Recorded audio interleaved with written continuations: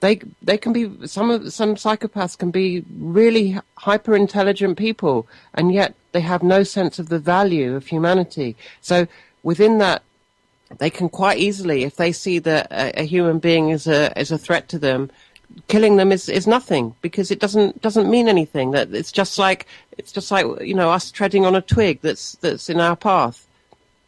Yeah, we see those rise to political power all the time. I agree with you there. Don't we all? Unfortunately, they don't take the hint, do they? No, they're not. It's sort of a self-correcting system in that leadership like that does not seem to self-sustain, and so they have to consume everything around them. And yes.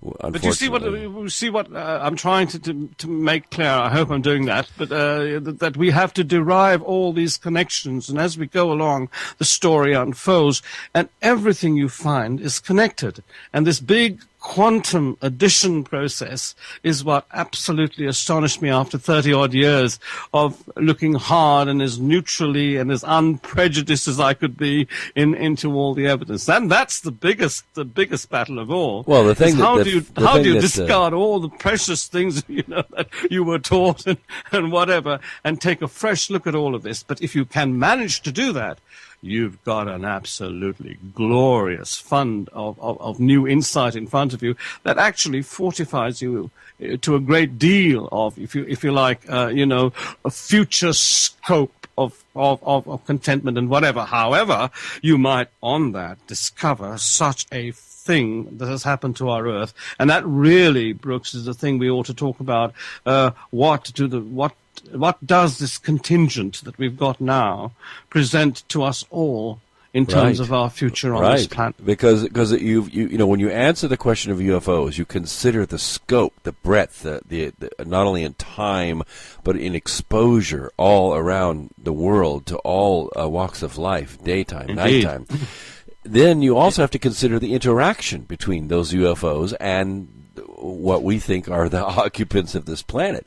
And you run smack dab into the concept of abductions, because that's really the interface between the UFOs and us. So there you go. How many humans have been abducted? I mean, what's the scope of this phenomenon? Absolutely. I think it is far greater than even has been declared, and that is pervasive enough.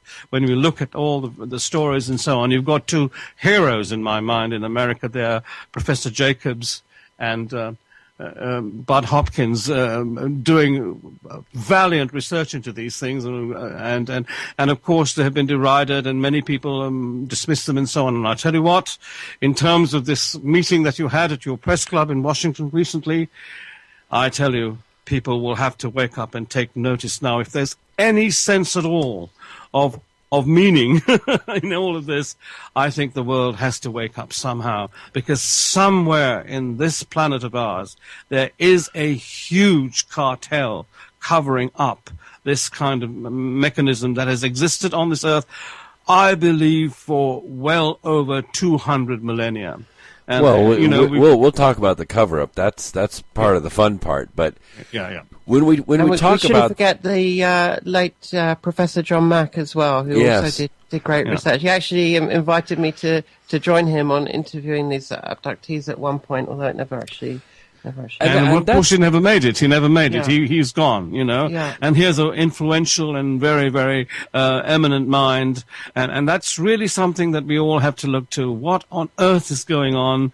And, of course, if you've got children, it is something that every parent would have to look at. And I don't really want to start up with any kind of conspiracy theory and all the rest of it. I really don't like to walk the path of everyone's prejudice and subjective opinions and so on. I've been trained too much in science to do that, but I think I'm sufficiently out of the box not to be constrained by that. Yeah, and it's a well-trained prejudice, too. I mean, it's not as though there hasn't been a tremendous amount of disinformation, not only from the government, like, oh, you don't believe in UFOs, do you? But also inside the New Age community, there have been disinformation people really taking things to extreme, feeding sci-fi. Well, that's the problem, is it not? That when you are frustrated, and when you have New Age people, I have a kind of sympathy for them, but I really go no distance with them at all in some of the kinds of things they say. However, they do tend to be a nicer kind of person that has some sense of protection to themselves and people and whatever. However, the problem with that is, of course, good nature sometimes forbids good outlook. And well, there's one has to be rather stern in the way one looks at things and works things out and so on, because it's no help to anyone to kind of sing psalms when all around you is burning. If you see what I'm trying to say. Sure, and there's I'm also not saying that New Age people necessarily do that, but I think a lot of them do, and they have a reputation based on that, I think. Well, there's also, for some reason, and I don't really know why it is, there's an overriding theme of profiteering too. It's not as though they're just doing a public service. They're in it to make money. But that's the way of the world, as the old man of Jerusalem, as I call Jesus Christ, said, "What does it profit a man if he gains the whole world and suffers the loss of his soul?" Sure. And we are talking of a mechanism for continuity, and that is the most important thing, I think, that we can talk about. Do we have such a thing? Is it a pipe dream? Is it some kind of, strange thing dreamt up by people because they want to feel secure and see something exists past death and so on? And I think that in my own researches, whilst not at the start believing in anything past death, I have to say I'm an absolute convert to the fact that, in fact, I would say, as far as I could be certain of anything, I am certain that we continue past this life into something else and then come back. Now, what that might be is a speculation, and has to be, obviously, but the fact is that I am absolutely true derived, and as 1 + 1 equals not 2, but 1 + 1. You see I hope you see what I'm trying to say. I think a lot of mathematicians will have a big argument about this, but many of them will agree with me. 1 + 1 equals 1 + 1, not 2. That's right. Well, it's 1 squared anyway. So when we talk about the scope of this issue of abduction and study and genetic research or genetic manipulation, do the Greys bring everyone back, or are there some that just don't return to they're not returned to their natural habitat? They just disappear off the face of the earth. I mean, are we talking about an assault on the sovereignty of the human race that stretches over millennia? And if we are, is not that the exact threat that governments are formed to protect us against? Yes. Well, that's the whole point. And do governments know this? And when we say governments, do we mean people that we normally take to rule us, or is there something else? Governments within a government that is so powerful all over the world that in fact they have some kind of, shall we say, attachment to this principle we call the Greys or whatever it is. To answer your question, well, who knows? But we can take educated guesses, and I hope those guesses are contrived based upon something logical and hitches up together, and not some fancy kind of subjective want, and this way or that, so to speak. And that's what we're crying out for. Let's please try to look at this thing with as pristine a logical line of derivation as possible, because there is so much at stake. And if we go into this, and this is where your disinformation business comes in, there may be beings, plants, or whatever it out there, that come in and feed deliberate disinformation, and then, of course, puts everybody off scale, so to speak.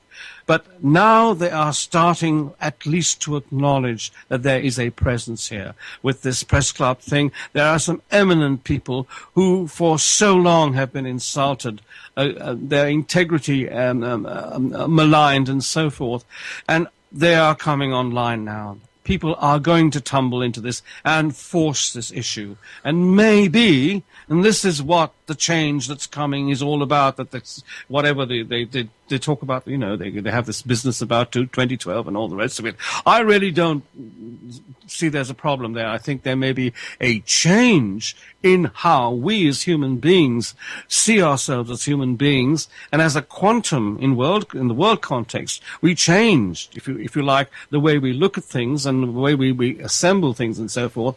The most dangerous thing, of course, would be the actual making man walk as a machine. And these things that are here with their huge intelligences are machines. So we've got to guard against any paradigms that are set up that want to make us follow in that same kind of way. I was just going to say, talking about governments and what you could see as their role in, they're supposed to be there to protect us from this type of thing. It's interesting. I did a search on this recent press conference that was being made about these pilots who have witnessed these things sort of present in nuclear bases and so on. And I found that there was a lot of coverage on it on the India Defence website of the national government website of India, that they were covering the fact that this was being presented in the States about so many witnesses, that that there seemed to be UFO interest in these nuclear weapons and how they were trying to do things to these. So perhaps there are at least some governments that are taking this seriously. Well, I know 10 years ago, actually in May of 2001, there was a similar press conference. It really took the world by storm. I watched it. My jaw was on the floor. I said, holy cow, this is disclosure. It's going to happen. Everything is going to break loose. Stephen Greer's done it. And then don't believe it. 10 years went by and nothing. They'll still get away with this, I'll tell you. Oh, my goodness. So it's been 10 years since a major press conference. Absolutely. Like that. But I think the momentum's building, and maybe that's wishful thinking, but I tell you, if you look at all the signs, I think there comes a point now where something important has to be said to the world. And I think when we get that message, I think we then have to look at our assets against our liabilities, as we have never done before, never mind all the fiscal problems we have and so forth. This is going to be obviously of primary importance to all living people, beings on this, intelligent or not, people on this planet. And you know, I've got a professor of biochemistry here with me. It's interesting to have his take on this, because it's not normally his subject, but he is a very distinguished chap when it comes to how we put our DNA together, and he's here just to answer questions that people... I definitely want to get into that in the second hour. Yeah. Let's go ahead and take a quick 3-minute break. Okay. This will just be music that'll run, and it will play Sunday night, and let our affiliates do their thing. And we'll come back right after this with more of Nigel Kerner and Diane Silverman. And what's the biochemist's name? We'll get that at the beginning of the hour. His book is Gray Aliens and the Harvesting of Souls, The Conspiracy to Genetically Tamper with Humanity. Nigel Kerner. We'll be right back after this. Don't go away. Well, I dreamed I saw the knights in armor come